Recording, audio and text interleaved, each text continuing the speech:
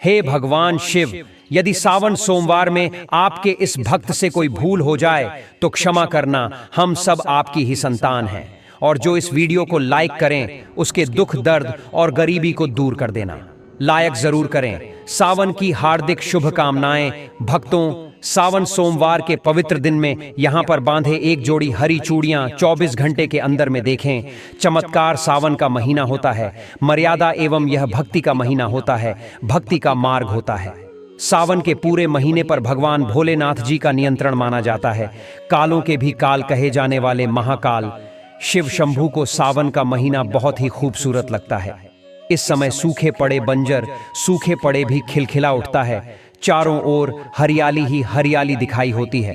भक्तों, सावन का महीना लड्डू गोपाल श्री कृष्ण को अति प्रिय है। अपने बाल गोपाल रूप में भगवान लड्डू गोपाल वृंदावन में सावन में स्नान अवश्य करने आते हैं और श्री कृष्ण सखियों के साथ मिलकर वर्षा आदि में स्नान करते हैं और नृत्य आदि करते। भक्तों, ऐसा माना जाता है कि सावन के पूरे महीने भर भगवान भोलेनाथ जी की पूजा पाठ करने से वह शीघ्र ही प्रसन्न होते हैं।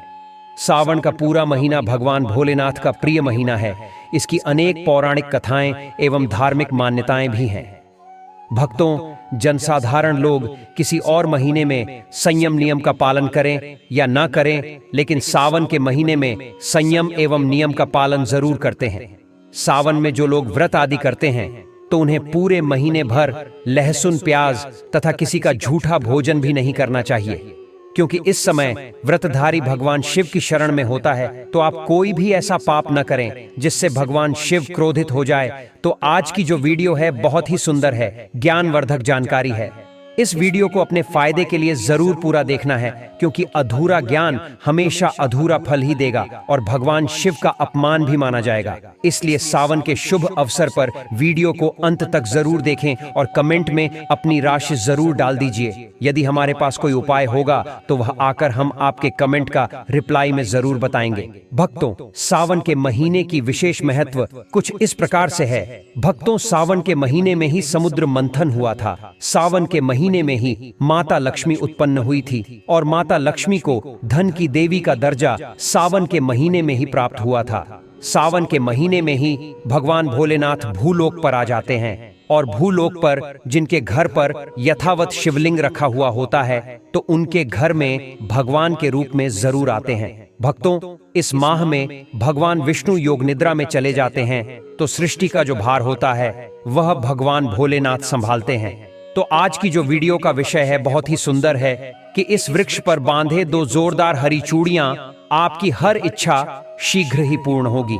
और इस वृक्ष पर सावन में अगर हरी चूड़ी बांधते हैं तो आपकी सभी मनोकामना शीघ्र ही पूर्ण होगी ही होगी और आपका आने वाला समय भी सुगमता पूर्वक से गुजरेगा और आपके जीवन में जो परेशानी चल रही हो वह परेशानी भी समाप्त हो जाएगी। हरी चूड़ी सभी समुदाय के लोग पहनते हैं। हिंदू, मुस्लिम, सिख, ईसाई सभी लोग अपने हाथों में चूड़ियां अवश्य धारण करते हैं, लेकिन हरी चूड़ी का महत्व सर्वोपरि है। देवी देवताओं को अति आकर्षित करने वाली चूड़ियां मानी जाती हैं, खासकर माता रानी। जो महिला चूड़ी पहनकर अगर आप भी भोलेनाथ के सच्चे भक्त हैं तो कमेंट बॉक्स में ओम नमः शिवाय जरूर लिखना और अगर आप भोलेनाथ से प्यार करते हैं तो एक लाइक जरूर करें। भक्तों, भगवान भोलेनाथ जी को यह 3 वृक्ष अत्यंत प्रिय है और इस वृक्ष की पूजा करने से शिव पूजा करने का ही फल प्राप्त होता है। भक्तों, इस वृक्ष के बारे में शास्त्रों में यह भी कहा जाता है कि मनुष्य जाति के जन कल्याण के लिए स्वयं भगवान भोलेनाथ एवं माता पार्वती इन वृक्षों के रूप में भूलोक पर अवतरित हुए थे, अर्थात भूलोक पर जन्म लिया था। तो आइए इस वीडियो में जानते हैं सावन में हरी चूड़ी का महत्व। दोस्तों, हरा रंग सौभाग्य एवं उल्लास का प्रतीक माना जाता है जो मन को शीघ्र ही आनंदित करता है। हरा रंग प्रकृति का वह स्वरूप है। हरा रंग प्रकृति का स्वरूप माना जाता है और माता पार्वती भी प्रकृति है एवं भोलेनाथ को पुरुष माना जाता है। दोस्तों, हरे रंग का उदाहरण कुछ इस प्रकार से है जैसे भगवान शिव जी को चढ़ाए जाने वाले बेलपत्र, धतूरा, भांग एवं दूब हरे रंग की होती है। दोस्तों, प्रकृति निर्माण करने वाले भगवान भोलेनाथ हरे रंग से अति शीघ्र ही प्रसन्न होते हैं। सावन में जो महिला हरे रंग की चूड़ियां पहनती है, हरे वस्त्र धारण करती है, उन्हें अखंड सौभाग्य की प्राप्ति होती है। भक्तों, इसलिए कहा जाता है, जितनी भी माताएं बहनें हैं उन्हें पूरे सावन के महीने में हरे रंग की चूड़ियां जरूर पहननी चाहिए, हरे वस्त्र जरूर धारण करने चाहिए। सावन के महीने में जो माताएं बहनें भगवान भोलेनाथ की पूजा करती हैं, शिव पूजा करती है, ऐसी माता बहनों को हरे रंग के वस्त्र धारण करने चाहिए। और भूल कर भी सावन के महीने में नीले और काले वस्त्र किसी भी महिला को कदापि नहीं पहनने चाहिए। ऐसा माना जाता है कि इस रंग के कपड़े पहनने से महिला के पति पर कष्ट आते हैं और उनके पति की आयु कम हो जाती है। तो भक्तों, इस वृक्ष पर किसी भी सावन सोमवार के दिन या सावन में किसी भी समय जरूर बांधे हरी चूड़ियां। दुर्भाग्य आपका सौभाग्य में बदल जाएगा। कैसा भी आपके ऊपर परेशानी हो, गरीबी हो, कष्ट हो, कर्ज हो, तकलीफ हो, जीवन में जो परेशानी हो, वह सारी समस्याएं समाप्त हो जाएंगी। भक्तों, केवल एक ही सोमवार के दिन अगर आप यह उपाय करते हैं, हरी चूड़ी इस वृक्ष पर बांधते हैं, तो आपके जन्म जन्मांतर की गरीबी भी मिट जाती है और शीघ्र ही आपकी एक सोमवार के दिन ये उपाय करने से मनोकामना पूर्ण होगी। तो मित्रों, वह वृक्ष कौन से हैं? आइए जानते हैं। प्रथम वृक्ष है शमी का वृक्ष। शमी के वृक्ष के बारे में ध्यान से सुनिए। तो शमी का वृक्ष माता पार्वती का एवं भगवान भोलेनाथ जी का मिश्रित स्वरूप कहा जाता है। इसीलिए भक्तों, शमी के वृक्ष को उमा महेश्वर वृक्ष भी कहा जाता है। पूरे सावन भर शमी के वृक्ष पर माता पार्वती एवं भगवान भोलेनाथ जी का वास माना जाता है।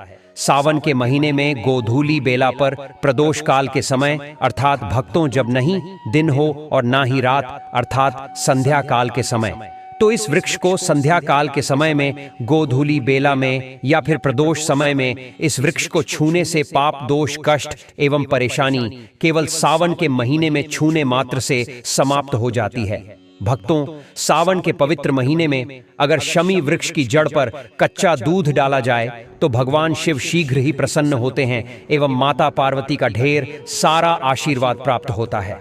भक्तों, शमी के वृक्ष का महत्व कुछ इस प्रकार से है। भगवान राम रावण पर आक्रमण करने के पूर्व भगवान राम ने शमी वृक्ष की पूजा की थी और पांडवों ने अपने दिव्य हथियार भी शमी के वृक्ष के नीचे में दबाए थे। शमी का वृक्ष जिस घर में लगा होता है उस घर का कल्याण हो जाता है और उस घर में सभी प्रकार के भौतिक सुख का वास माना जाता है। तो भक्तों, सावन के किसी भी सोमवार के दिन शमी वृक्ष पर उमा महेश्वर का ध्यान करते हुए 2 जोड़ी हरी चूड़ी एवं हरे रंग का रिबन जरूर बांधना चाहिए, या फिर हरे कलर का जो भी आपको श्रृंगार आदि मिल जाए वह आपको जरूर बांधना चाहिए। जैसे कि हरे रंग की मेहंदी, हरे रंग की बिंदी या हरी चूड़ियां जरूर बांधनी चाहिए। भक्तों, आपकी कैसी भी आपकी मनोकामना हो वह एक ही बार में पूर्ण हो जाएगी, क्योंकि इस खास समय पर यानी सावन के समय में भगवान शिव खास तौर पर वास करने आते हैं धरती पर और शमी के वृक्ष में स्थायी रूप से वास करते हैं। शमी का वृक्ष छूने मात्र से आपकी मनोकामना शीघ्र ही पूर्ण हो जाएगा।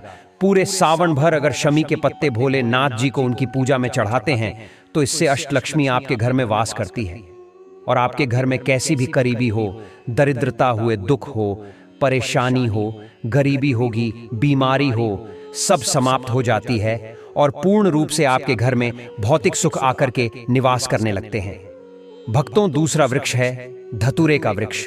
धतूरे का वृक्ष भगवान भोलेनाथ के उग्र रूप काल भैरव के अंश से उत्पन्न हुआ है। ऐसी मान्यता है कि शिवलिंग पर धतूरे के पत्ते या पुष्प फल चढ़ने से राहु केतु एवं शनि के कुप्रभाव समाप्त होते हैं। धतूरे के वृक्ष पर सावन के किसी भी सोमवार के दिन अगर 2 जोड़ी हरी चूड़ियां बांधे तो शत्रुओं से छुटकारा मिलता है एवं शत्रुओं का सर्वनाश होता है।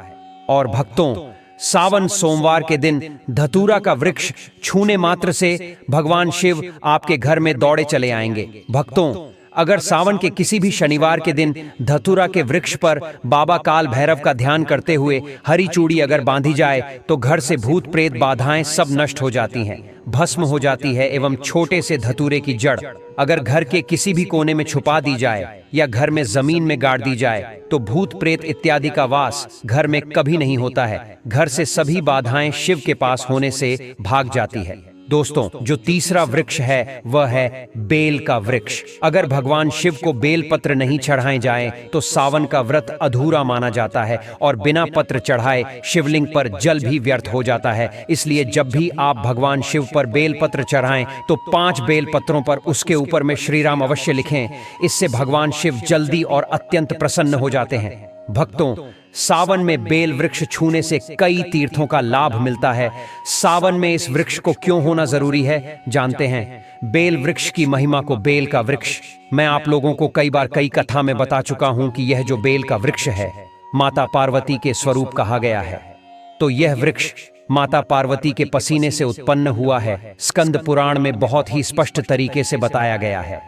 इसके पत्ते में शिव और डाली में पार्वती, जड़ में ब्रह्मा एवं तन में विष्णु जी स्वयं रहते हैं। संध्या काल में ऐसा माना जाता है कि शिव मंदिर के समीप में जो बेल के वृक्ष है, इसके नीचे में अगर कोई भी व्यक्ति सावन में शाम के समय, वैसे तो इसे डेली जलाना चाहिए, लेकिन अगर सावन के पावन दिनों में शाम के समय अगर भगवान शंकर जी का कोई भी शिव मंदिर है तो उसके किनारे में जो कोई बेल का वृक्ष हो वहां पर बिल्कुल आप एक घी का दीपक जला दीजिए। इसे बहुत ही उत्तम कहा गया है। वैसे अगर आप घी का दीपक जलाते हैं तो आपको धन गुण एवं परम शिव भक्त की प्राप्ति होती है। और भक्तों, इस वृक्ष को छूने से पाप तत्काल नष्ट हो जाते हैं। कैसा भी आपके जीवन में पाप हो दूर हो जाता है। तो आपको करना क्या है? देखिए, जो बेल का वृक्ष है इसे बहुत ही उत्तम कहा गया है। माता लक्ष्मी को भी बेल के वृक्ष का अवतार लेना पड़ा था। एक कथा के अनुसार, इसके बारे में मैं कथा भी बता दूंगा कि क्यों माता लक्ष्मी को बेल के रूप में बेल के वृक्ष में अवतरित होना पड़ा था। तो आपको सावन के पवित्र दिनों में बेल के वृक्ष के नीचे हो सके तो घी का दीपक जरूर जलाएं। ये घी का दीपक बहुत ही उत्तम कहा गया है। अन्य वृक्षों को जैसे आपने मक्खन चढ़ाया, बताशे का भोग लगाया, बेल के वृक्ष को माता पार्वती तथा भगवान शंकर का स्वरूप ही कहेंगे। बेल के वृक्ष की जड़ होती है, इसके जो मूल भाग होते हैं इसमें समस्त तीर्थ आकर के निवास करते हैं। इसीलिए सावन के महीने में कहा जाता है, जो लोग अगर तीर्थ धाम नहीं जा सकते, तीर्थों के दर्शन नहीं कर पाते, तो ऐसे व्यक्ति बेल वृक्ष के नीचे में 1 महीने तक घी का दीपक जला लेते हैं। तो संपूर्ण जितने भी तीर्थ होते हैं इसके घूमने का बराबर पुण्य की प्राप्ति होती है। मैं इसलिए सारी जानकारी गुप्त से जानकारी बताता हूं, जिससे आप सभी दर्शकों को कल्याण हो, दर्शकों को बिल्कुल ही आध्यात्मिक उन्नति हो। सभी को धन की जरूरत होती, किसी को पुण्य की प्राप्ति की जरूरत होती है, कोई आध्यात्मिक उन्नति करना चाहते हैं। इसीलिए इस प्रकार के छोटे छोटे गुण भरे रहस्य जानकारी वीडियो में बता देता हूं। भक्तों, अब करना क्या है? सावन के शुभ मंगल दिनों में इस वृक्ष को छूना है।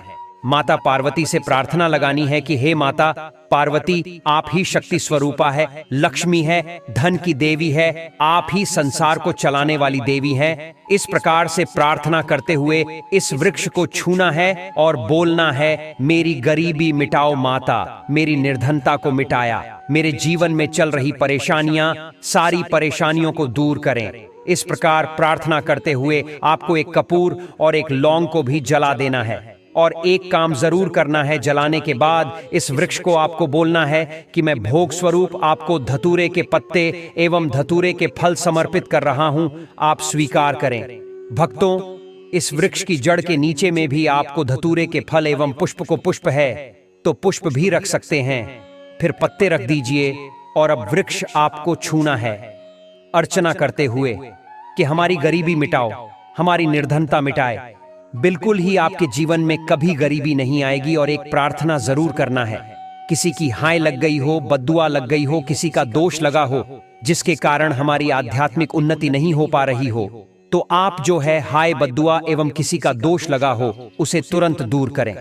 और शनि राहु केतु का अगर दोष प्रभाव लग रहा हो, नवग्रहों में से कोई नवग्रह हमें पीड़ित कर रहा हो, या फिर किसी भी हमारे पूर्वजों द्वारा किसी भी प्रकार का हमें पितृदोष लगा हो, क्योंकि पितृदोष लगने के कारण व्यक्ति की आत्मिक उन्नति भी नहीं हो पाती, तो आप बोलना कि समस्त प्रकार के दोषों को दूर करें, अपने अंदर में खींच लीजिए और आप हमें दोष मुक्त कर दीजिए। तो इस प्रकार से आपको यह प्रार्थना करनी है। और एक कार्य आपको जरूर करना चाहिए। आपको सावन के समय धर्मशास्त्रों में कहा गया है, बहुत सारे लोग भी बताते हैं, हमारे गुरुजी भी कहा करते थे, सावन के दिन अगर बेल के वृक्ष की जड़ में मिश्रित युक्त मिश्री, जो मिश्री आती है खरी खरी, आप सभी दर्शकों को जरूर पता होगा, शक्कर टाइप की होती है। तो आपको मिश्री डला हुआ दूध अगर आप इनकी जड़ में डालते हैं तो ऐसा कहा गया है कि ऐसा व्यक्ति कभी निधन नहीं होता। ऐसे व्यक्ति के जीवन से किसी भी प्रकार से अगर लक्ष्मी रुष्ट हो चुकी हो, ऐसे व्यक्ति पर मां लक्ष्मी प्रसन्न होती है। ऐसे व्यक्ति के जीवन में धन का अभाव नहीं होता। ऐसे व्यक्ति फिर निरोग रहते हैं, निरोगी काया प्राप्त होती है। आप चाहते हैं तो यही क्रिया नियम के वृक्ष पर भी कर सकते हैं। नियम के वृक्ष पर माता लक्ष्मी निवास करती है, समस्त दैवीय शक्ति निवास करती है। नियम के वृक्ष में अगर आप जो है सावन के शुभ मंगल दिनों में आपको एक गिलास या सामर्थ्य के अनुसार तांबे के लोटे में आपको दूध डाल करके इनके अंदर जो है अभिषेक करना चाहिए कि जड़ में डालना चाहिए। आपको मीठा दूध ही डालना है, मिश्री मिला हुआ दूध आपको चढ़ाना है, इनकी जड़ में डालना है और गरीबी मिटाने की प्रार्थना करनी है। या फिर जिन लोगों पर कर्ज का भार है वह लोग बोल सकते हैं कि हमारे कर्ज का भार दूर हो, या फिर जीवन में जो किसी भी प्रकार की जो परेशानी है वह परेशानी भी बोल दे। तत्काल यह वृक्ष समाप्त करते हैं और आपको इसे छू करके आ जाना है। दोस्तों, आज का वीडियो यहीं समाप्त करते हैं। कमेंट बॉक्स में हर हर महादेव अवश्य लिखें।